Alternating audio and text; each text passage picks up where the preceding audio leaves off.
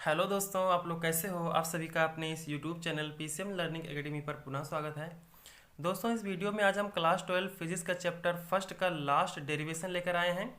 फिर इसके बाद हम इस चैप्टर से जितने भी न्यूमेरिकल वाले क्वेश्चन पूछे जा सकते हैं एग्जाम में उसको सोल्व कराएंगे। ठीक है, तो चलिए देर न करते हुए वीडियो को शुरू करते हैं। इस वीडियो में आज हम एक समान आवेशित पतले गोलीय खोल के कारण विद्युत क्षेत्र की तीव्रता प्राप्त करेंगे। गोलीय खोल या गोलीय कोश सेम ही है, यानी field due to a uniformly charge thin spherical shell. आइए देखते हैं। यहां पर हमने एक पतला गोला लिया, एक पतला सा गोला लिया, इसी को हम कहते हैं गोलीय कोश। ठीक, जिसका सेंटर ओ है और इसकी त्रिज्या कैपिटल आर है। सेंटर ओ से आर दूरी पर एक बिंदु P है जहां पर हमें विद्युत क्षेत्र की तीव्रता प्राप्त करनी है। ठीक है, O से P की दूरी जो है वो स्मॉल r है और इसी r को हम रेडियस मानते हुए एक गॉसियन पृष्ठ ड्रा करेंगे। ठीक, एक गॉसियन पृष्ठ यानी एक संकेंद्रीय सर्किल, कॉन्सेंट्रिक सर्किल ड्रा करेंगे। ठीक है, इस पर प्लस Q आवेश समान रूप से वितरित है सभी दिशाओं में। प्लस Q चार्ज समान रूप से वितरित है, जिस पर आवेश घनत्व sigma it is equal to Q upon 4 pi r² है। यानी Q यानी इस पर कितना आवेश है, टोटल कितना आवेश है, sigma into 4 pi r²। Okay, अब हम लिखेंगे माना आवेशित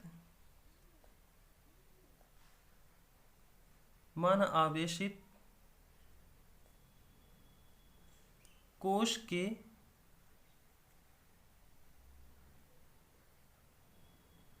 केंद्र O से स्मॉल r, ठीक है, r दूरी पर, और जो ये r है वो बड़ा है किससे, कैपिटल R से। ठीक है, इस r से ज़्यादा बड़ा है ये स्मॉल r दूरी पर एक बिंदु P है, जो ये बिंदु हमने लिया है। ठीक है, एक बिंदु P है जिस पर हमें विद्युत क्षेत्र की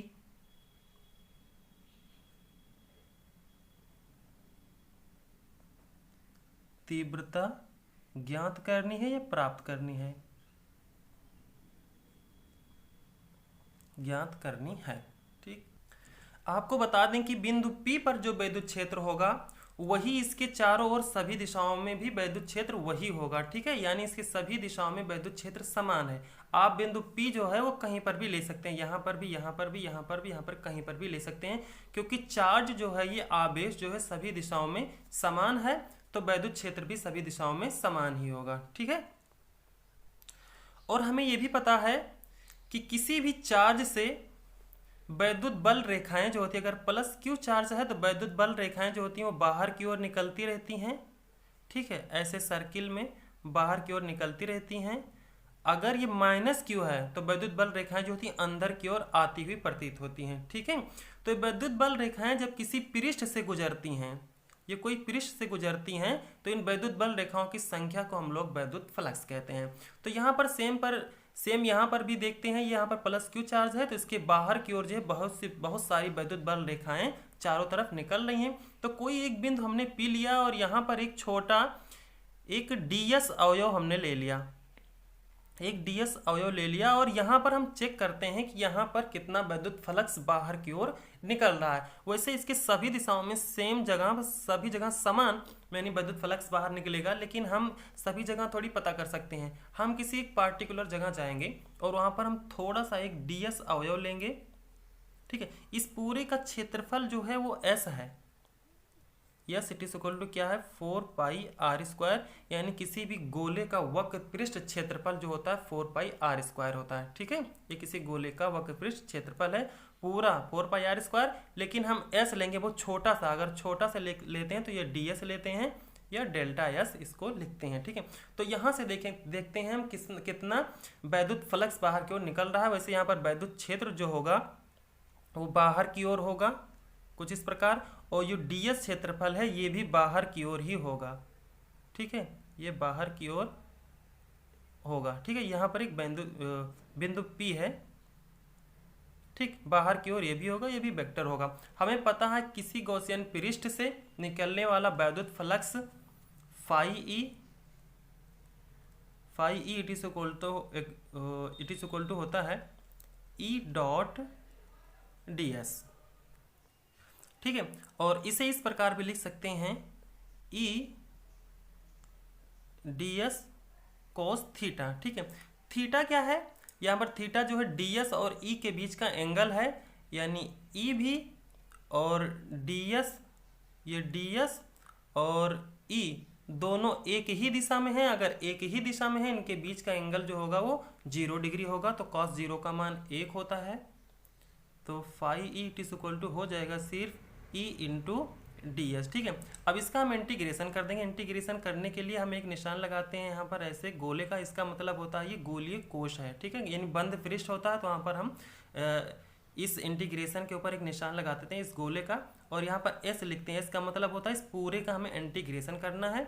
जो ई होता है वो कांस्टेंट है, यानी अचर राशि है, तो ई बाहर निकल जाएगा, केवल इंटीग्रेशन होगा किसका, इस डी एस का। ठीक है, तो डी एस का इंटीग्रेशन करने का मतलब होता है कि इस छोटे छोटे डी एस को यहाँ पर भी अगर काटेंगे तो थोड़ा डी एस होगा, यहाँ पर भी काटेंगे थोड़ा डी एस, और इसी डी एस को अगर हम पूरा सर्किल एक बना दें तो 4 पाई आर स्क्वायर हो जाएगा। ठीक है, यानी थोड़ा थोड़ा डी एस हम ऐड करेंगे, तो सिग्मा का मतलब ये होता है ऐड करना, तो ये हो जाएगा E into 4 pi R square.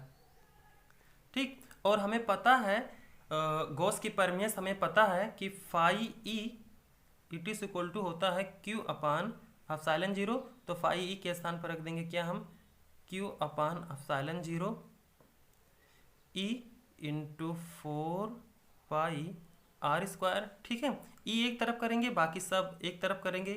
E it is equal to 1 upon 4 pi epsilon 0 Q upon are square, यानी 4 पाई आर स्क्वायर नीचे आ जाएगा, तो हो जाएगा 4 pi epsilon 0 R square into ऊपर जो हो जाएगा Q हो जाएगा। ठीक, ये हुआ हमारा वैद्युत क्षेत्र की तीव्रता।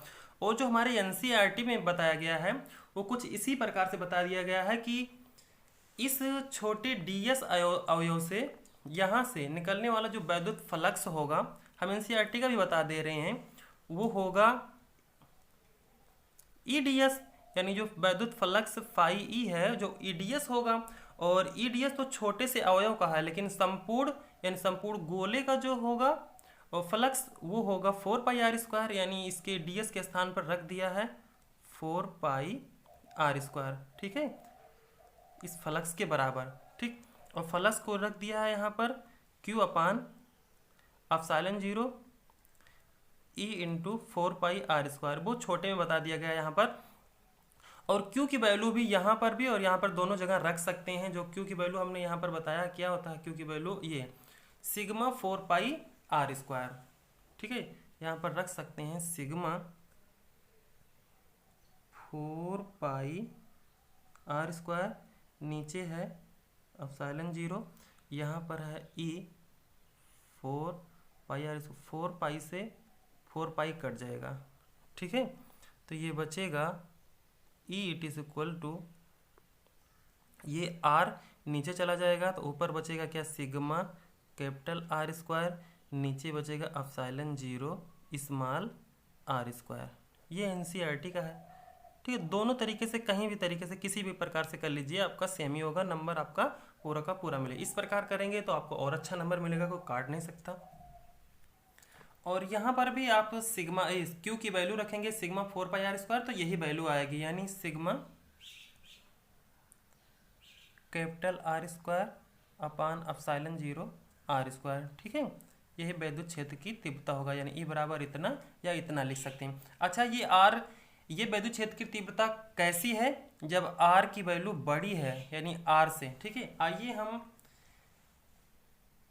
वैकल्पिक सूत्र का पता करते हैं जो हमारे कंपटीशन एग्जाम में पूछा जाता है। ठीक, देखो वैकल्पिक एग्जाम में आपको इस तरह पूछा जाएगा कि इस गोलीय कोश के अंदर वैद्युत क्षेत्र की तीव्रता क्या होगी, इस गोलीय कोश के बाहर वैद्युत क्षेत्र की तीव्रता क्या होगी, इस गोलीय पृष्ठ पर वैद्युत क्षेत्र की तीव्रता क्या होगी। यानी हम 3 पॉइंट को कंसीडर करते हैं, 1, 2 और 3। ये बहुत ही इंपॉर्टेंट है, पॉलिटेक्निक हुआ, बीटेक हुआ, नीट हुआ, किसी भी एग्जाम में इस तरीके से प्रश्न आपसे पूछे जा सकते हैं। ठीक है, तो इस गोलीय के हमने इस गोलीय इस सेंटर को मानते हुए, तो चलिए हम वैकल्पिक सूत्र का पता करते हैं जो पॉलिटेक्निक, बीटेक या नीट के परीक्षाओं में ज़्यादातर पूछे जाते हैं। ठीक है, ये तो है इंटर के लिए, लेकिन इंटर के साथ साथ हम कंपटीशन की भी तैयारी करते चलें साथ साथ में। ठीक है, जो पूछा जा सकता है, यहाँ से जो पूछा जा सकता है हम वही बताएंगे। ठीक है, चलिए देखते हैं। यहाँ पर 3 प्रकार से प्रश्न पूछे जा सकते हैं। नंबर 1 तो ये होगा कि इसके सेंटर पर वैद्युत क्षेत्र की तीव्रता क्या होगी, या इसके सेंटर से ऐसी दूरी पर जहां पर कोई हम आर लेते हैं वो आर है कैपिटल आर से छोटा। ठीक है, यानी जैसे मान लीजिए ये तो है पतला गोलीय कोश जिस पर प्लस क्यू चार्ज है। ठीक है, यहाँ पर प्लस क्यू चार्ज है, ये सेंटर है, इसका जो रेडियस है वो कैपिटल आर है यही, लेकिन कह रहा है नहीं, इससे स्मॉल दूरी यानी आर पर यहाँ पर हम वैद्युत क्षेत्र की तीव्रता प्राप्त करेंगे। वो वैद्युत क्षेत्र की तीव्रता क्या होगी, इससे आपसे पूछेगा कि आर जो होगा वो लेस देन होगा कैपिटल आर से, तो वैद्युत क्षेत्र की तीव्रता क्या होगी। ठीक है, सिर्फ इतना ही बोलेगा। तो हमें क्या करना है, यहाँ पर हम 3 वैकल्पिक सूत्र का पता करेंगे। Number 1, number 2, number 3। ठीक है, कब? जब आर जो होगा वो बड़ा होगा कैपिटल आर से, जब आर जो होगा वो बराबर होगा कैपिटल आर के, और जब आर छोटा होगा कैपिटल आर के। ठीक है, यही गॉसियन पृष्ठ है। ये आर कैसा है, ये एक मेन गॉसियन पृष्ठ है, यानी गोलीय कोश ये मेन है। ठीक है, जहां पर प्लस क्यू आवेश वितरित है। ठीक है, तो चलिए हम देखते हैं। इस प्रकार का फार्मूला अभी हमने जो डिराइव किया वो वही है, E = 1/4 पाई एप्सिलॉन 0 Q/r²। ये कैसा है, जब r का मान जो है बड़ा है कैपिटल R से। ठीक है, यहाँ पर देखिए R जो था यहाँ पर बिंदु O से R, देखिए ये यहाँ तक रेडियस है इसका, तो ये R जो है बहुत ज़्यादा बड़ा है। ठीक है, बिंदु P पर वैद्युत क्षेत्र की तीव्रता प्राप्त किए थे, और इसकी वैल्यू ये भी आई थी sigma it is equal to capital R² / εr²। ठीक है, दूसरा क्या, इसी फार्मूले से हम सेकंड सूत्र को प्राप्त करेंगे। जब r बराबर r के होगा, यानी इस जो स्मॉल r है, ठीक है, ये बराबर होगा, यानी बराबर कब होगा, जब ये बिंदु P जो है वो आके इस गॉसियन पृष्ठ पे आ जाएगा, यानी इस r के बराबर हो जाएगा। यानी r के बराबर हो जाएगा तो हम ये भी कह सकते हैं कि इस गॉसियन पृष्ठ पर वैद्युत क्षेत्र की तीव्रता क्या होगी, ऐसा पूछेगा, गॉसियन पृष्ठ पर क्या होगी। तो r के स्थान पर हम क्या रख देते हैं, कैपिटल R, यानी r जब बराबर हो जाएगा कैपिटल R के। तो ये फर्स्ट फार्मूला था, तो सेकंड फार्मूला हो जाएगा E = सिग्मा ये r² / कैपिटल R²। तो r² से r² खत्म हो जाएगा, तो ये बचेगा सिग्मा / 0। ठीक है, कुछ इस प्रकार से हो जाएगा। और थर्ड जो है वो r की वैल्यू जो है वो स्मॉल r की वैल्यू जो है वो छोटी है कैपिटल R से। अच्छा, जब छोटी है तो इसका मतलब जो है वो r कुछ यहाँ पर होगा, यानी कुछ यहाँ पर r होगा, यहाँ पर हो सकता है, यहाँ पर हो सकता है, यानी इस लाइन से, यानी इस गॉसियन पृष्ठ से, इस पतले गोलीय कोश से अंदर कहीं पर होगा। ठीक है, कहीं पर भी अंदर। तो वहां पर हमें क्या करना है कि पता करना है कि वैद्युत क्षेत्र क्या होगा। और हमको पता है कि इस आवेश के अंदर, यानी इस पृष्ठ के अंदर देखते हैं कहीं पर भी आवेश नहीं है, सिर्फ आवेश जो है वो इसी पतले गोलीय कोश पर है। तो इस गोश के कारण बाहर की ओर जो वैद्युत क्षेत्र होगा वो बाहर की ओर होगा हमेशा। प्लस के कारण जो होता है बाहर की ओर होता है, अगर माइनस होता तो अंदर की ओर। तो अंदर की ओर जो है वैद्युत क्षेत्र कहीं पर है ही नहीं है।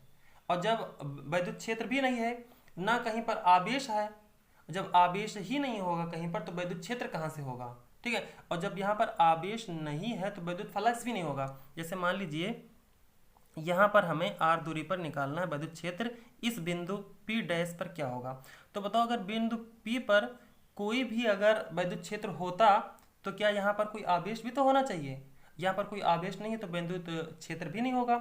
और जब आवेश नहीं है तो यहाँ से फ्लक्स भी बाहर नहीं निकले, जब फ्लक्स ही नहीं निकलेगा तो विद्युत क्षेत्र कहाँ होगा। यानी यहाँ पर आवेश जो है वो जीरो है। हम लिख सकते हैं E is equal to 1/4πε0 Q upon are square. जब आवेश ही जीरो है तो पूरा फार्मूला ही नहीं जीरो हो जाएगा, तो E का मान जो होगा वो जीरो हो जाएगा। यानी स्मॉल r की वैल्यू जब छोटी होगी तो वैद्युत क्षेत्र E का मान जीरो हो जाएगा। जब r बराबर r होगा तो E की वैल्यू हो जाएगी सिग्मा अपान एप्सिलॉन जीरो। जब r बराबर r होगा तो E इज इक्वल टू हो जाएगा 1/4πε0 Q अपान आर स्क्वायर, या E इज इक्वल टू हो जाएगा ओ sigma capital R square epsilon zero R square. ठीक है, तो आई होप आप समझ गए होंगे। ठीक है।